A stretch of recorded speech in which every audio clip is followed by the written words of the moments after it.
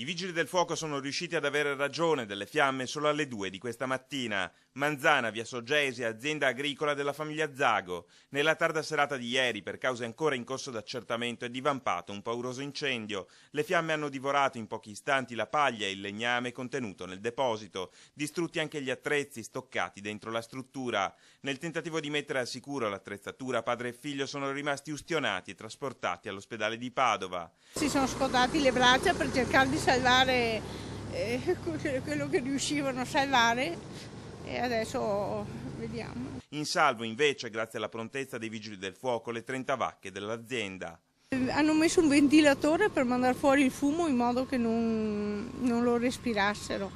Poi le hanno dato a mangiare in modo che mangiando non respirasse tanto il fumo. Insomma. Ingenti, ancora in via di quantificazione i danni, le cause invece sono ancora in corso d'accertamento, anche se pare da escludere fin da subito l'ipotesi del dolo.